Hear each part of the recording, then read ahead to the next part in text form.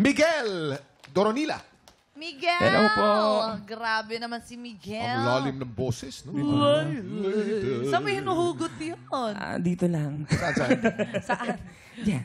Yan. Ang lalim, no? May chismis din ako dito kay, Ano yun? kay Miguel, eh. Ito daw, creative din, kagaya din ni, nung nauna natin.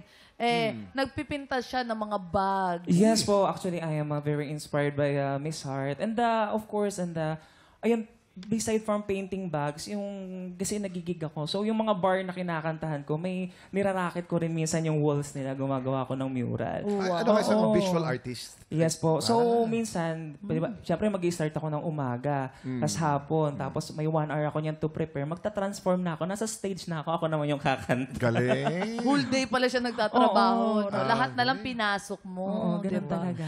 Okay, ano kaya masasabi ng ating inampalan? Hello, Miguel. Gustong-gusto ko yung texture ng voice mo, yung pagkabuo, no? Parang pang-international yung sound mo, actually, para sa akin. You really perform for us. And siguro kung may tip akong may bibigay, mas i-enunciate mo pa yung mga words. Siguro, mas ibuka mo pa yung bibig or mas i-pronounce mo pa yung mga words clearly. And lastly, yung adlib lang sa dulo, medyo hindi lang nasa pool or hindi lang sure. So if ever makapasok ka, yun lang. But I love your interpretation with this song, so congrats. Miguel, ang texture ng boses mo na malaki, maganda. Ha? Maganda.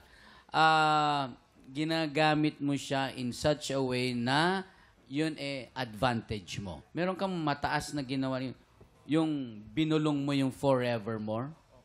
Maganda yun. Yung sinwitch mo siya. Hindi ko alam kung ang ginamit mo nasa headtone o nasa falsetto lang. Pero maganda yung switching mo nun.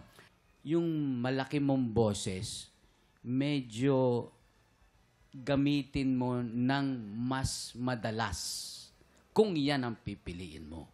Kasi dito, sa kantang ito. Ayan. Maraming salamat sa ating inampalan. Mga tiktropa, sino kaya sa tingin nyo ang makakakuha ng maraming bituin at lalaban sa kampyon na si Francis Tenorio? Malalaman natin yan sa pagbabalik ng Tanghalan ng Kampyon dito sa TikTok Live!